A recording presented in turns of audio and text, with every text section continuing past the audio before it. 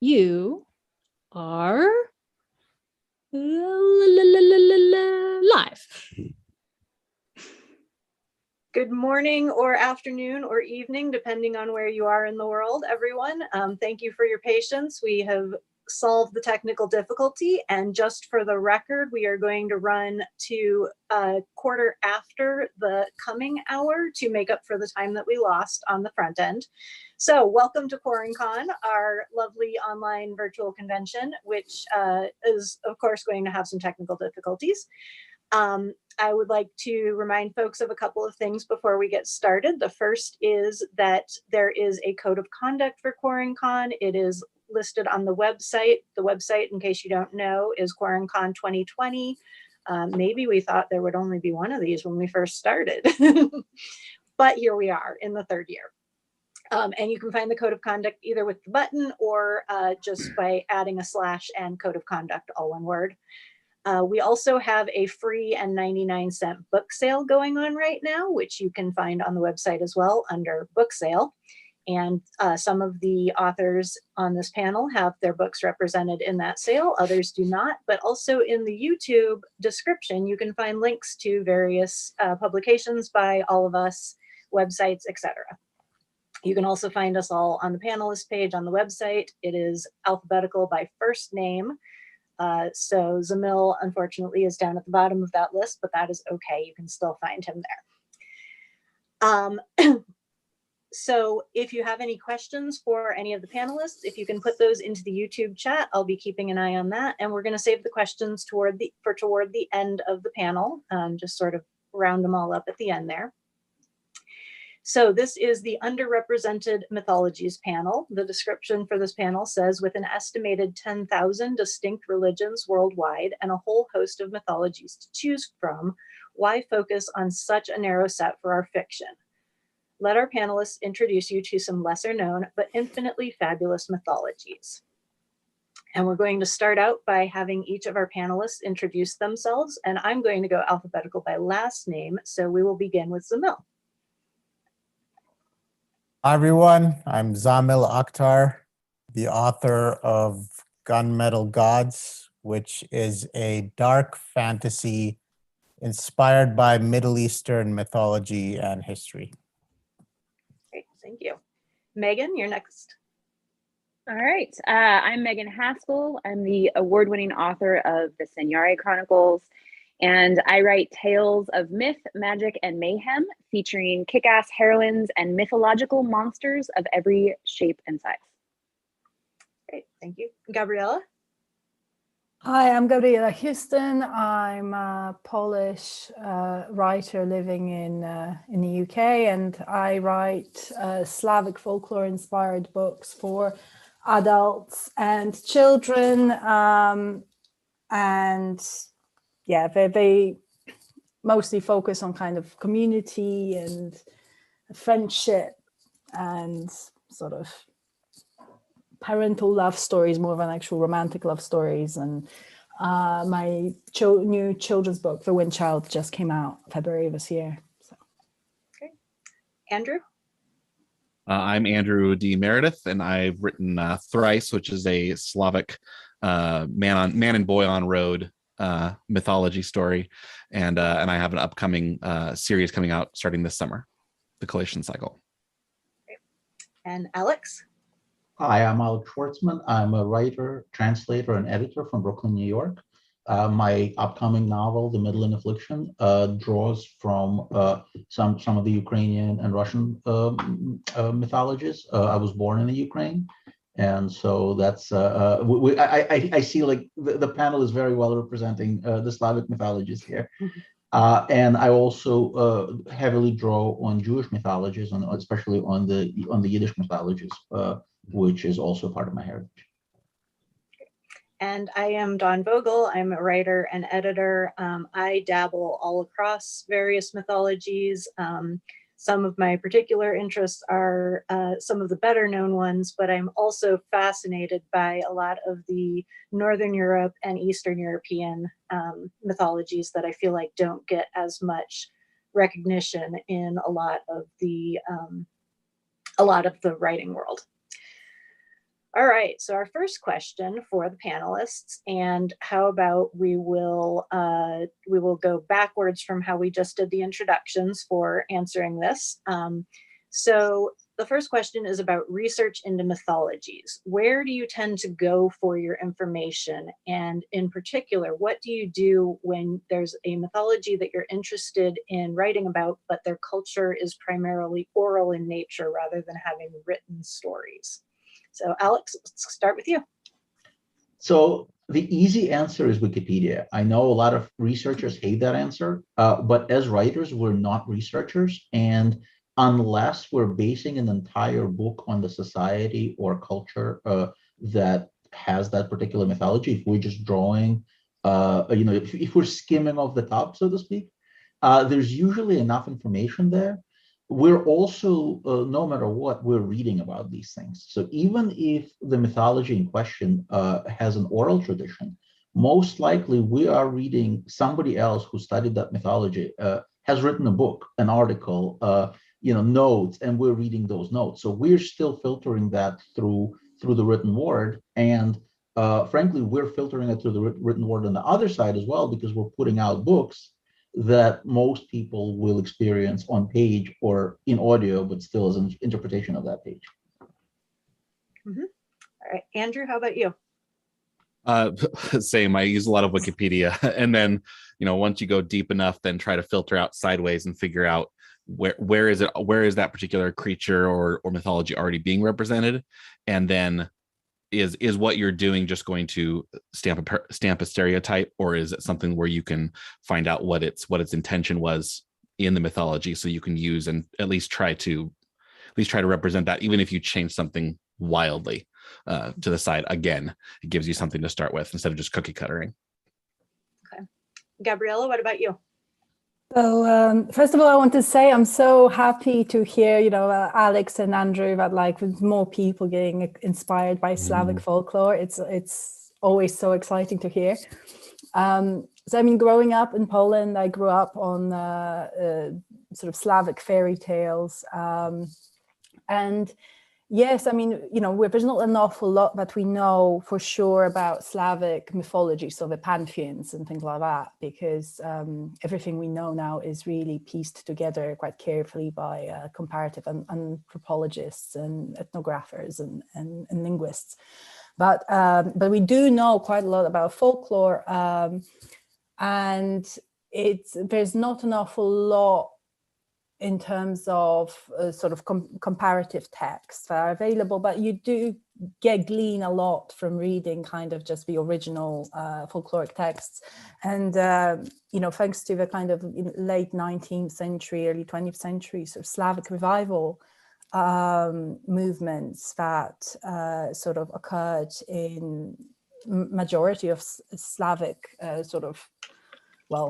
countries. The map looked very differently back then, but there's sort of across different Slavic nations, there were quite a lot of sort of people who sort of recorded a lot of the oral traditions that would now be lost without that. So you can glean a lot from comparing those different fairy tales or different versions of the same fairy tale. So that's a really good place to start if someone, I think, is interested in Slavic folklore. Mm-hmm. All right, Megan, how about you? So I was gonna say, so I definitely use Wikipedia all the time, but I think one of the other important things, especially for people like me who are not steeped in that tradition, right, but want to represent it or want to be inspired by it and so forth, it is very important to, yes, use Wikipedia, but also then follow those little rabbit trails and try to find, really the reputable sources. So, I go to, Britannica or ancient.eu are both good sources, I feel like, for some of the, because I focus more, or lately have been focusing more on a lot of the pre-biblical mythologies and creatures. I like creatures. That's I like the monsters. And so trying to dig down as deep as you can within those specific, as you follow those real rabbit trails and go into those creatures, you know, following it down as deeply as you can. Because yeah, unless you are in that culture and steeped in it essentially from birth, it's very difficult to know, like, you know, what your grandmother or great grandmother would have said about those mythologies. So I also want to give a little shout out to Irving Finkel on the British Museum's YouTube channel, because he's awesome. If you haven't ever ventured onto the British Museum's YouTube channel, it's really cool. They've got so many different things that you can explore, and Irving Finkel's just highly entertaining and wonderful. So that's kind of where I come from with all of this and with my research. It's finding the things that inspire me because I'm not steeped in that mythology, and then going as deep as I can until I'm ready to write the story, essentially.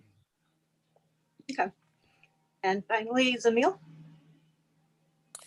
Yeah, I tend to have certain mythologies that are within my comfort zone, basically meaning that I myself grew up hearing those stories, whether they're fairy tales or whether they're horror stories, whatever they are. And when it comes to things in my comfort zone, I'm very ready to just write what I know. And, you know, I might try to reference it on Wikipedia, like everyone said. But then, you know, I mentioned that I'm mainly inspired by Middle Eastern mythology, and that's a very broad region, obviously. And a resource I've found that has been very helpful is actually Twitter, surprisingly, because you do have all these accounts on Twitter that, you know, are just these individual people who are focused on mythology. Sure. And I found a lot of people that will be doing mythology of, you know, their personal ethnicity, which more widely would not be known. So, for example, in the country where my parents come from, Pakistan, there are like 50, 60 different ethnicities. And I don't know half of anything about most of them. But on Twitter, I can go on Twitter and I can find an account of someone who's very passionate about mythology, and they'll be posting stories all day, and I'll be learning just from that.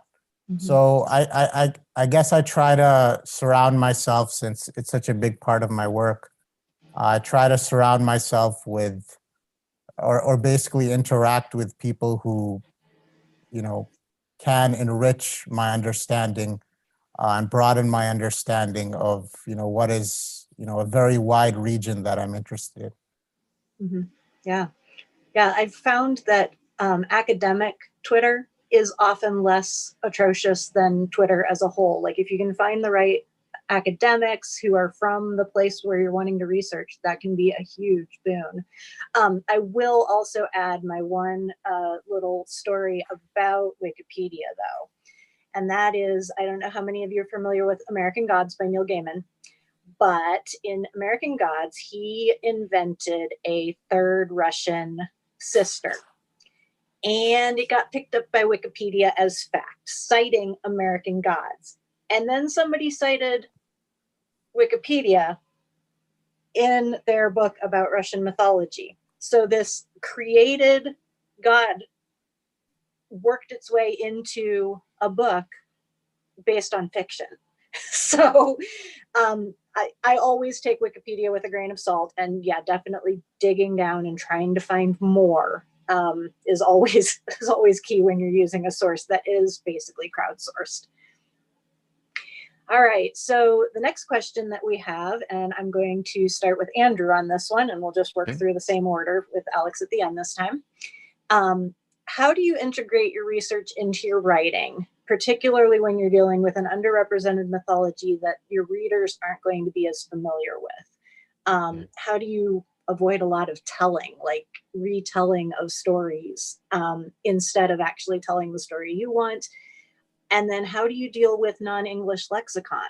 If the mythology that you're looking at is in another language, which of course so many of them are, how do you deal with that? Do you try to find an English approximation? Do you use a glossary? Do you just try to work in the meanings, sort of naturally?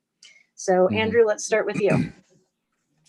A couple of things that have helped is like Google Translate. If I need something that I want to describe something, but maybe there isn't a word for it, like say taking a Volyunov, but then calling it, a frog lady. I didn't, but I could call it frog lady, translate that and use a mash of the two, something for a name of something, whether they're sentient or not. But, and I also have a bit of an addiction for umlauts and accents over letters. So, so say we all. So doing that, and a quick description and just the assumption that the people in the book know what it is can be enough to carry so much of the text, because and it's also fun to drop in your own folklore, give a section or, well, what's that coming after us? Well, let me tell you this version of this particular monster in this world. And you don't have to go into a 5-page story, which is fun too, but you can tell just a short story here, and then later on another short story from somebody else's point of view, and they all start meshing into, oh, well, that's probably not true, but that's a nice story on why we think they are who they are. So yeah. All right, Gabriela. So like kind of like Andrew, you have to, you can't give too much sort of description in order to like, and it's sort of info dump, I think. I think there's far more that you can glean of a mythology just by giving the character's reaction to a creature or a god, and the way they behave. So it's like every time you introduce another mythological creature, it's just another character really, and you sort of treat it as such. So you give the description in the same way as you would describe a character, and then it's actions that really give you that sense of the values represented by the community mythology. So it's funny that you mentioned the Zoria thing, because I do have in the Wind Child, I actually do have 3 Zorias, which I kind of made up. I wasn't even thinking, like I read American Gods when I was 17, and then I only realized that like he did the 3 sisters as well. It's because 3 is just such a wonderful number, isn't it? Yes. and there's something quite but that sort of leaves you unsatisfied about 2. So yeah, when creating sibling creatures. But yeah, there's so much in Slavic folklore that people just don't know anything about. So it gives you the opportunity really to sort of dig in deep and bring in the creatures that nobody's heard of beyond some obscure bestiary that's only available in Polish or something, so that's in that sense it's really, really exciting. But I think the research that really matters is to give the feeling of the culture more than the specific creatures or specific names of gods or anything like that. You have to sort of, when you read a lot of different mythologies, you start to glean that they have, the different cultures, they have different values, they focus on different things. And when you zoom in on those things, I think that gives that feel of a culture that is quite difficult to describe, but is also crucial to sort of represent that folklore and to represent that culture. All right, let's skip over to Megan next. Well, I was kind of thinking on Gabriela what you were saying too, and I think a couple points. Number one, definitely for me, again, because I recognize that I am not steeped in these cultures, it's important to treat those gods or those creatures as characters. And so one of the things that I try to do always is I always like to think that there's a kernel of truth in the story or in the original myth, right? But that ultimately, if those people were real, if those gods were real, living, breathing, humans on Earth, essentially, we get stuff wrong all the time, right? So it's like playing telephone, right? Like you get these people, the characters, the gods who, you know, maybe they had, you know, something happened, and that story got told and retold and retold and retold until it's no longer it has a kernel of the truth, but it's not representative of the whole truth. So when I bring those characters into my work, I really try to focus on those what if questions. Well, what if it wasn't really that, you know, she was the queen of demons, right? So Lilith is one of the myths I'm working with right now. Maybe she's not really the queen of demons. Maybe it's that she has the ability to control demons, you know? And so by taking that one what if statement, that's how I use those myths and create new stories out of that.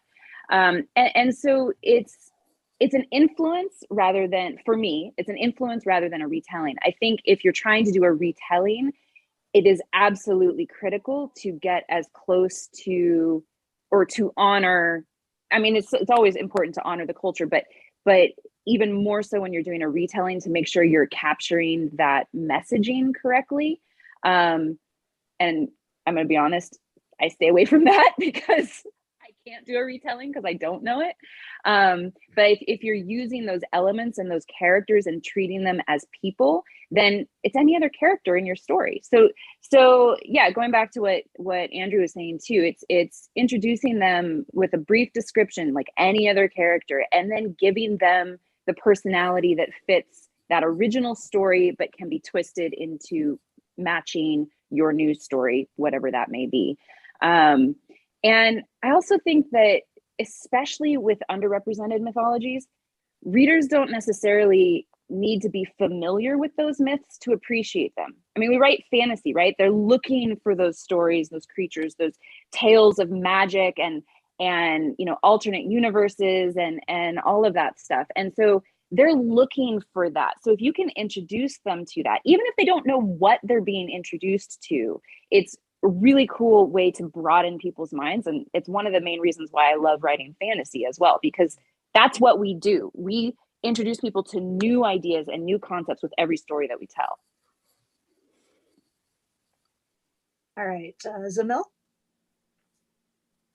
Yeah, I try to deliver things in doses to the reader. So whether it's introducing an unfamiliar cultural concept or whether it's a new terminology, whatever it is that I would suspect that Western readers aren't familiar with, I will try to limit how much of it I present at a certain time. And I think that's a skill that you gain with experience and with more exposure to writing. But for me personally, whenever I write, I think about the audience and I think about what the reader would be experiencing.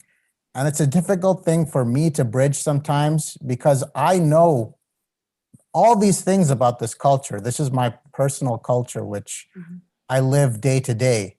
And so I know everything about it, whereas I have to assume the reader probably knows very little, or they might be misinformed, or they might have read like Arabian Nights, that might be, or watched Aladdin, that might be the totality of their knowledge on the Middle East. So when I'm writing a story like this, I'll try to introduce things slowly. I'll try to define terminology by their context. So that's also, I think, a skill writers, develop over time, how to do these things so that they don't stick out to the reader and just appear to be telling. And I think when you do that successfully, once the reader gets about 100 pages in to your story, they could be fully immersed in that completely different culture. And you could succeed in delivering, a totally unique experience that they haven't experienced before in, the stories that take place in, the Northern European cultures that people are more used to. So when I see like readers tell me that they were totally immersed in the world of my book and they felt like they were there and that they were experiencing this totally unique mythology, that's when I know that I succeeded. Mhm. Great. And Alex. Well, first, I just wanted to say that when you were telling the story about American Gods and how that character found its way into scholarly books and everything, that's exactly how mythological characters coalesce, right? Somebody begins by telling a story, somebody makes it up, and if enough people like it, eventually, usually a few hundred years later, but sometimes faster, we have a new mythological character. So bravo to Neil, and I have absolutely no problem with that becoming a part of the mythology going forward. Now, the second thing I would say is I think the panel has done such a wonderful job covering most of your question. I'm not going to even try to compete with that, but we didn't really talk about the other part, which is how to represent the certain terms or creature names that are not familiar in great detail. So I want to focus on that a little bit, and it's something that I have to constantly think about as a translator. When I'm translating fiction from Russian, there are concepts and proper nouns and mythological creatures as well that don't necessarily exist. And for the most part, I think that our readers are intelligent. They are perfectly okay with learning phrases in Elvish and Klingon. So for them to absorb a creature that originally comes from Sunni or Polish or Russian or any of these languages is perfectly within the realm of possibility and within their skill set. So I'm not afraid to challenge them a little bit and to introduce these concepts and get them to work just a little bit on them. Having said that, I also would discourage, I know Andrew mentioned Google Translate. And again, as a translator, and I think my fellow translators, will wail in the background when they hear that, because there are some really hilarious and embarrassing mistakes that occasionally get introduced into books by writers who over rely on their international characters speaking their language or by trying to translate meaning using that. Your best bet is, again, it was mentioned earlier, is to talk to somebody on Twitter or on social media or anywhere who speaks that language. And if for some reason you can't do that, there are better automated tools as well. Two that the translators particularly like to use are called multi-tran and reverse of context. And the way in which they're different from Google Translate is that instead of trying to automate the translation, they actually find examples of where a particular word or a string of word was translated by a human being and give you those examples, several of them to pick from. So sometimes as a translator, you may not be as clever as a different translator who came up with a better mousetrap. And so this gives you that opportunity to see what other people have done, and maybe you can even do better. But a lot of the time, one of their solutions might be very useful to you. So I do recommend those tools. If again, multi-tran and reverse of context, and if you can't find them, find me later and I'll give you links. Great. All right, so moving on to our third question, and this time we're going to start with Gabriela for the answers. When you are looking at the mythologies that you're finding pieces of, what are the elements of culture that you're also pulling out of that? And then how does that sort of work its way into the story that you're telling? So you can find things like values or obligations of individuals, or how the individuals fit within the community. And this was actually Gabriela's fantastic question. So I will let you start us off and then we'll move through again. So something when you read a lot of different mythologies that you sort of start figuring out at some point is that just how different the values of those different communities were. And because on the face of it we think it's like, oh well, it's all about just treat people well and be honorable and be this that, but actually they can be quite different. And so the example I like to give is in Norse mythologies, for example, tricksters are quite well regarded. So, being able to trick your enemy and humiliate them, it's an admired quality. But in Slavic folklore, it's actually not respected at all, and it will land you in a lot of trouble. So But the quality that I found, just comparing different sort of pre-Christian folk tales from sort of Poland and sort of Eastern Slavs, is that kindness and empathy are qualities that are actually given a lot of place in Slavic folklore, and specifically pre-Christian Slavic folklore. And I'll explain why in a moment. So in Norse mythology, if you're kind, you're a patsy. Someone basically, you're just going to get eaten alive, right? But in Slavic folklore, if you lack that quality, then you will miss the opportunity to make friends. And those friends make the difference between life and death at the end of a hero story, you know? And being able to share and being able to empathize can help you conquer the worst monster. There's a folktale about a Striga, who is basically a girl who was cursed to become a monster at night. And, you know, many have tried to slay her and she ate them all. And this hero who, to make a long tale short, makes loads of friends along the way by basically lifting up those who are kind of left behind or helping those who are rejected by society. He reaches the castle and he sort of climbs in her tomb and he takes on her pain. So he empathizes in her by truly, he understands, he locks himself in her tomb and he understands her loneliness and he understands her pain.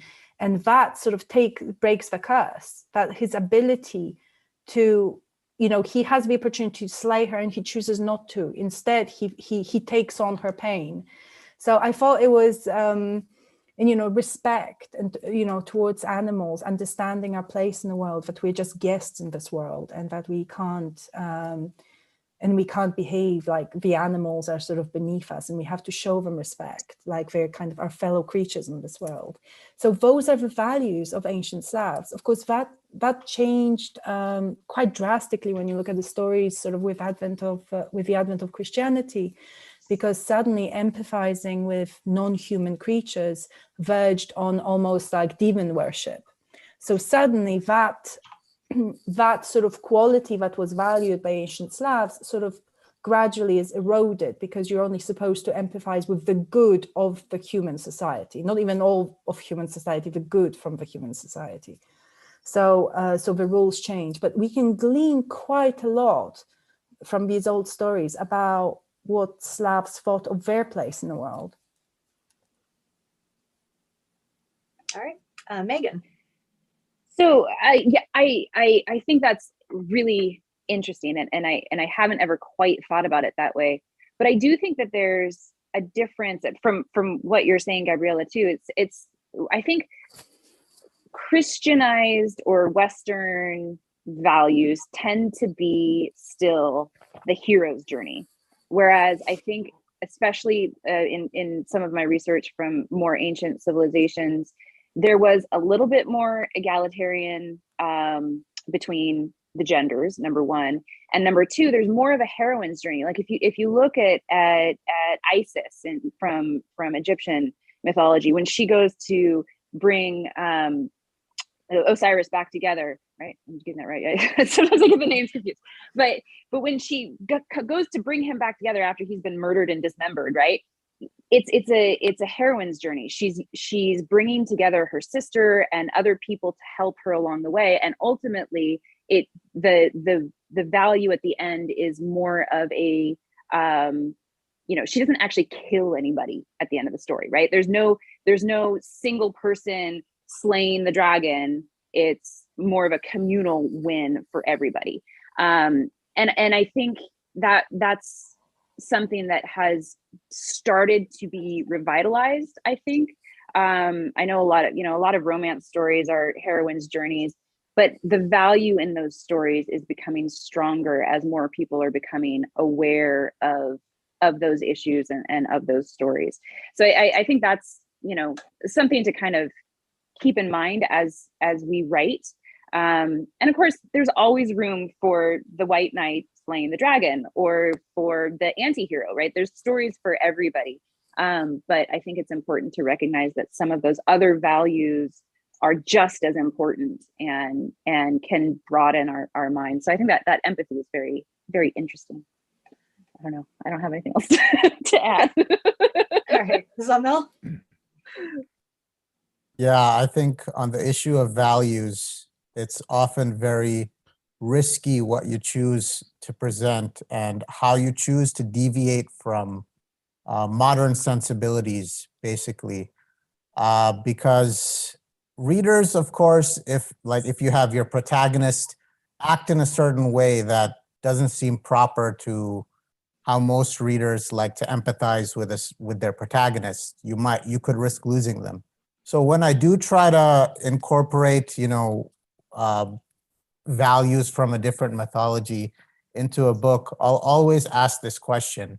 I'll always consider, can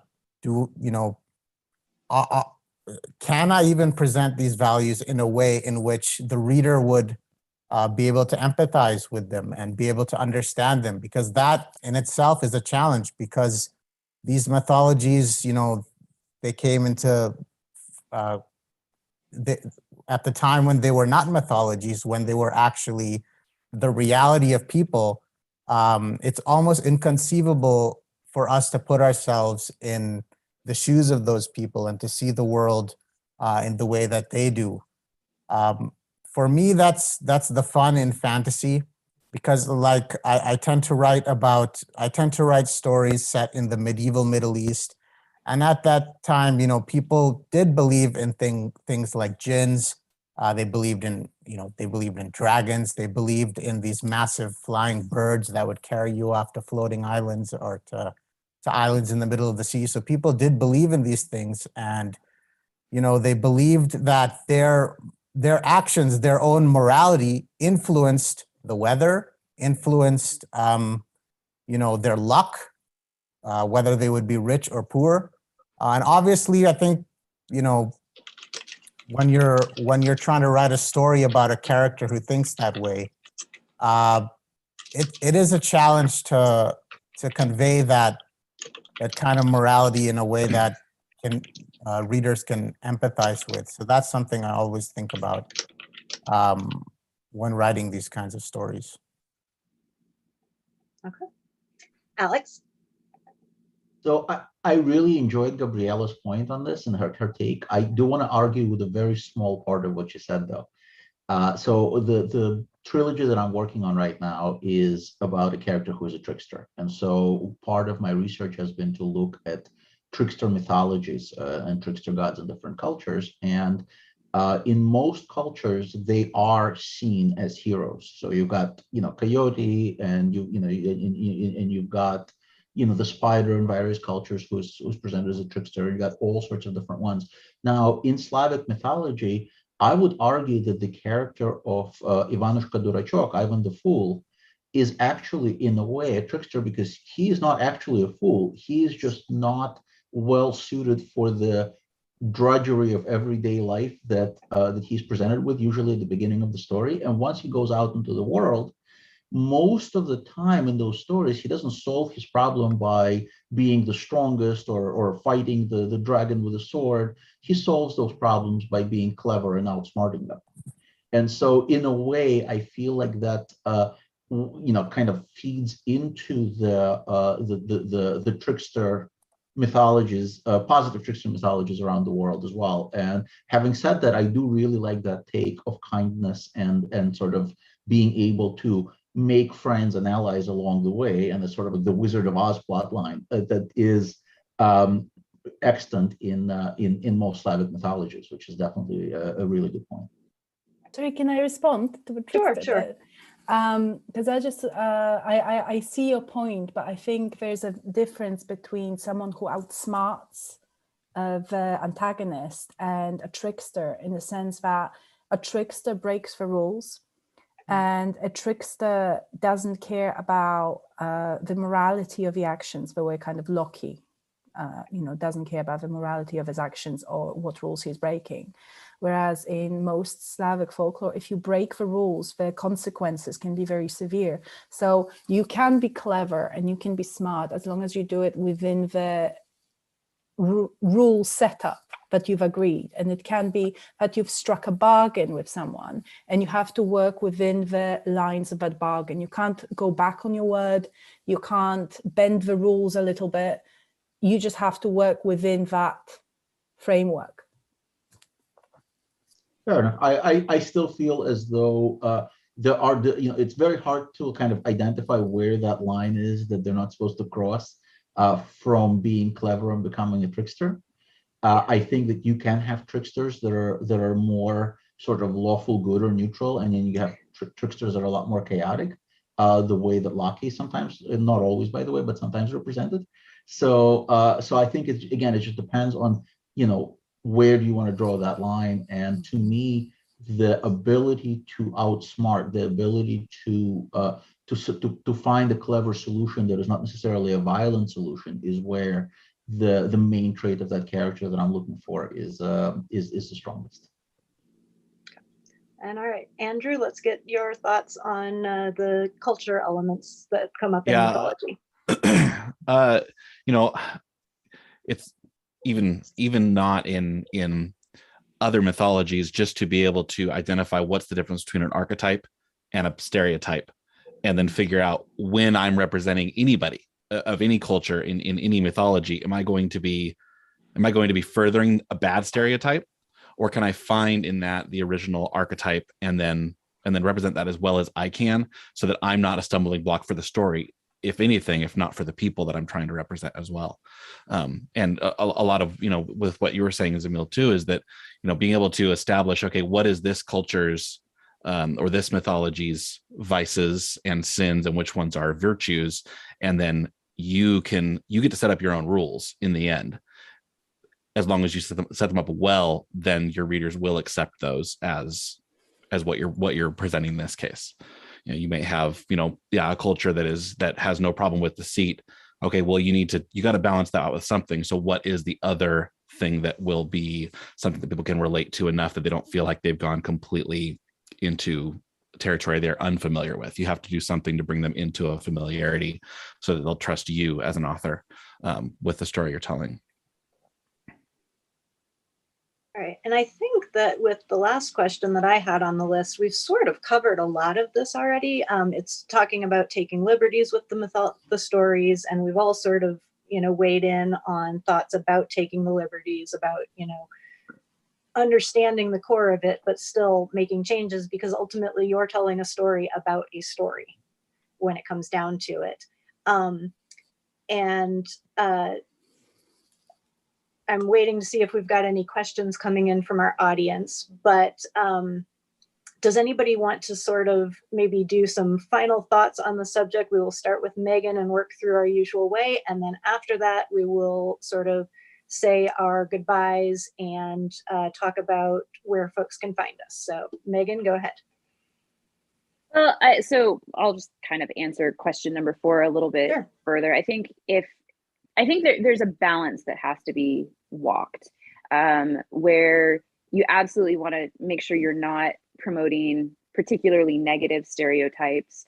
You want to, but at the same time, I always like to take those characters that I'm inspired by, and I consider them characters from mythology, right? These are stories that have been told and that were the original form of entertainment for people. So these characters, if you take these characters and you treat them as people, right? Which is what we should do for all of our characters, no matter whether they're, your protagonist, your antagonist, that's the bartender down the street. They're people. That's why readers read them, and because it's like going to another world, even if it's a contemporary setting.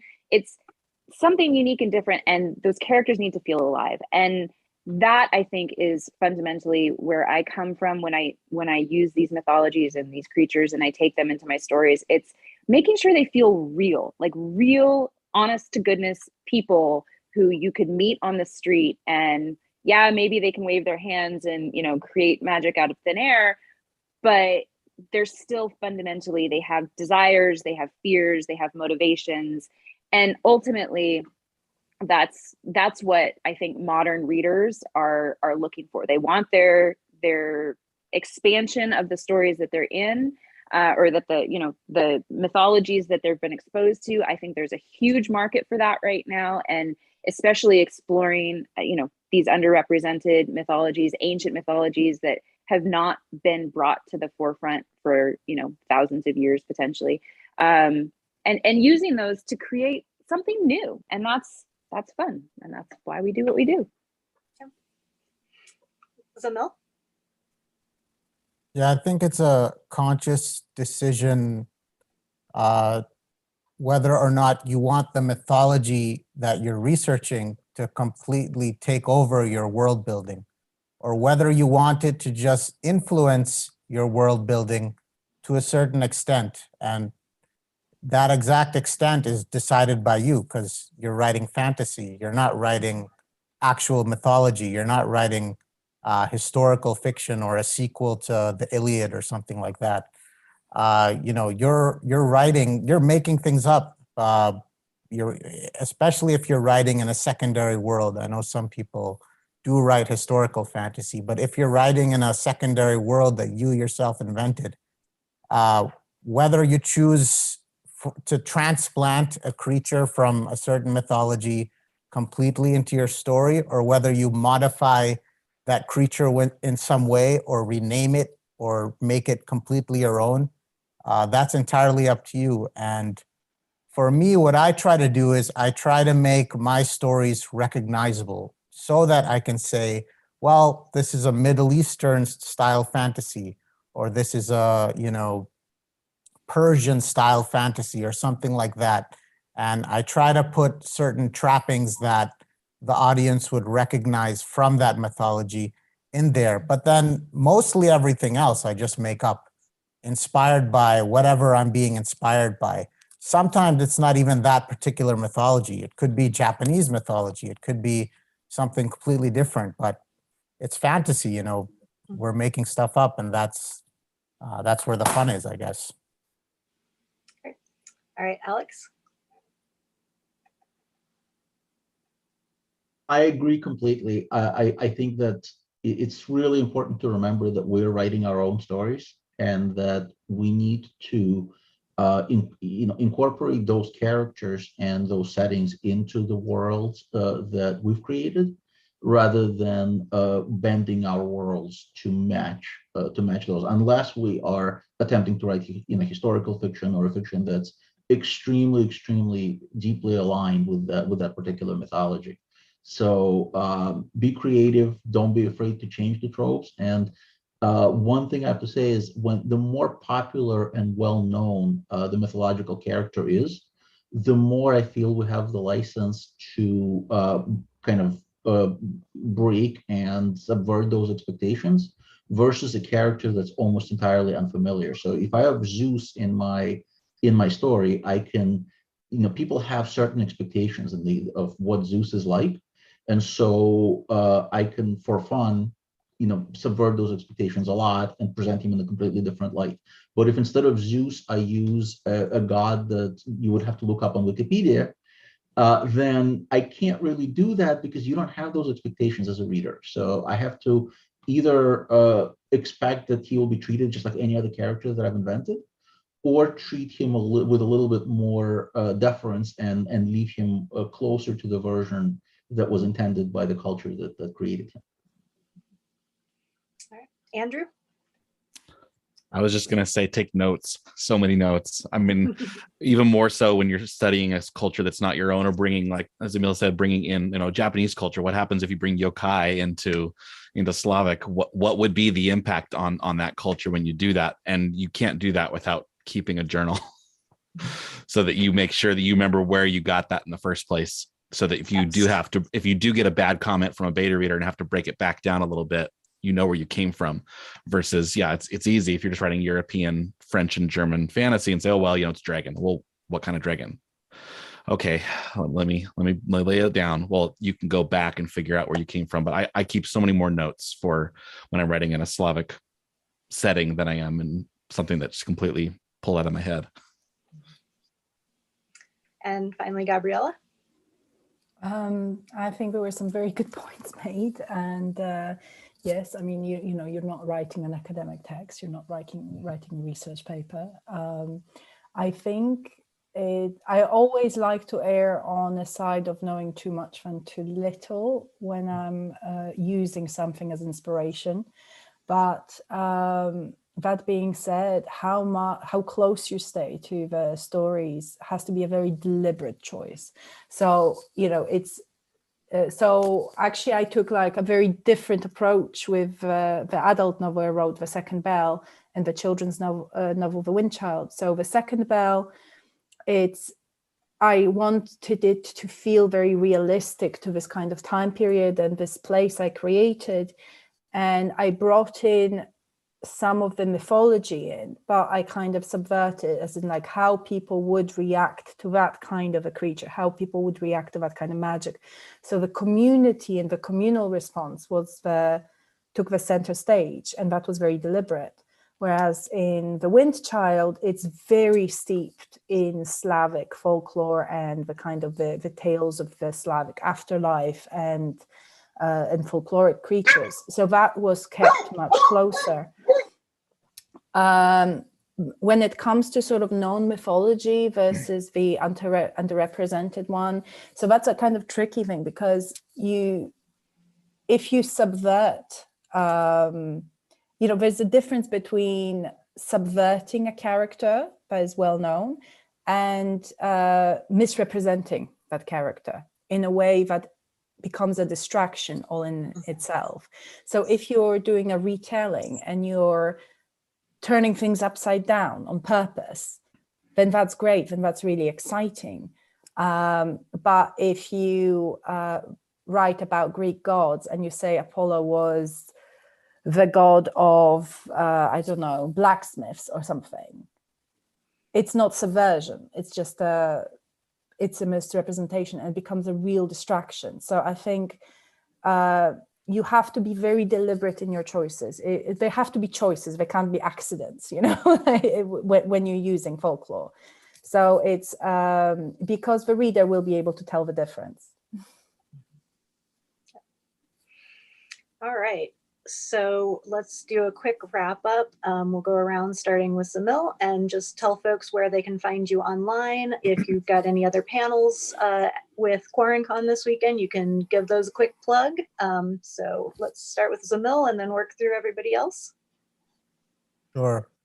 If you want to read my book, just go to Amazon and search Gunmetal Gods. That's really what I suggest you do. It was a really fun panel, so thanks for having me. Great. All right. Alex? I have 2 fantasy novels out. One is available now, and it's Eridanus Crown. It's political fantasy with a lot of hodgepodge of different cultures that I've incorporated into the secondary world universe. And the other one is forthcoming, and unlike the dark political fantasy, this is cheesy urban fantasy humor. And that's coming out May 31st, and I will be reading from it at my QuaranCon reading tomorrow. So if you'd like, please feel free to join us, and I hope you'll enjoy enjoy some of the stories that I'm telling in these books. Great. All right, Andrew? You can get Thrice on Amazon, but really anywhere in all 3 formats. I read the audiobook, ebook, and in print. I also have a website, which is andrewdmeredith.com, which is MEREDITH. It's not Mary Death. And then I'm pretty active on Instagram under Andrew D MTH. So D to the nth power. You can find me on there, and I've got another series coming in July, 3 books in July and 3 in November. All right, Gabriela? So the Second Bell is available in the US and UK and any larger bookstores, really. You can order it anywhere. The Wind Child is only available in the UK for now, but again, any bookstores. Yeah, if you can find me on my website, GabrielaHouston.com. I have a sort of update only account on Twitter. at Gabriela Houston, and I am more active on Instagram at Gabriela Houston 1 on the thing. But yeah, you can contact me through my website if you feel so inspired. Great. And finally, Megan. Yeah, so you can find me on my website, it's meganhaskell.com. I have a new book. My next new one coming out is Etherbound, which is coming out May 3rd. So it's available for pre-order for ebook right now.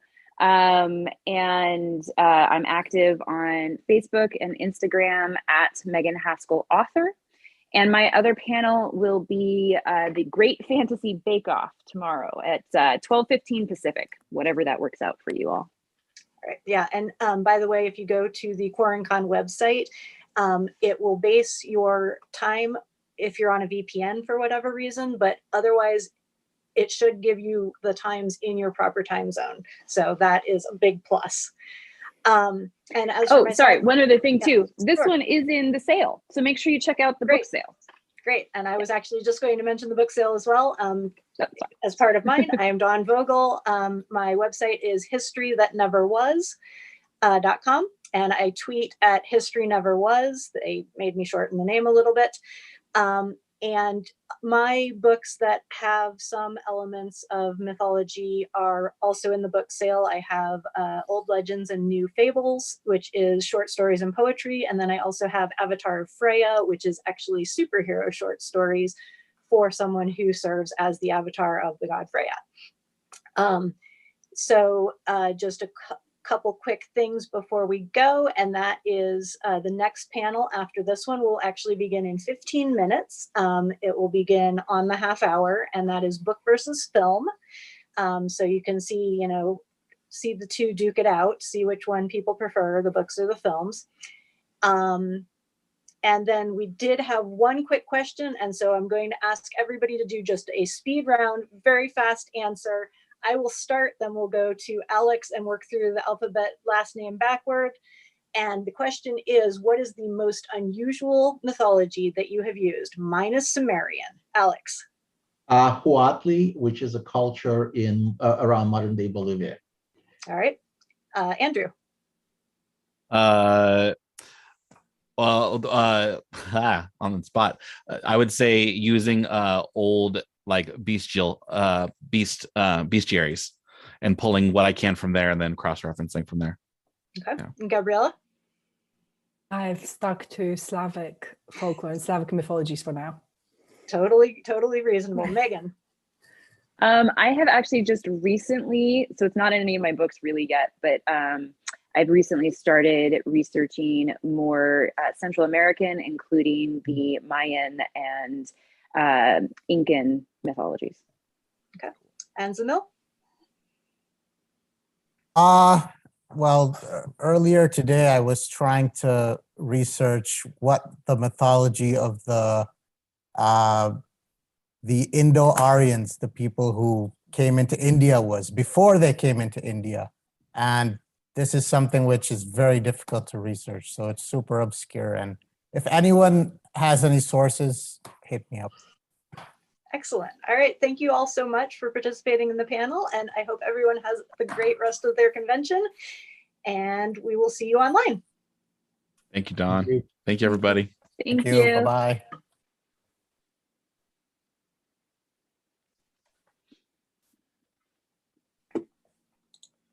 And you're not live anymore, sorry.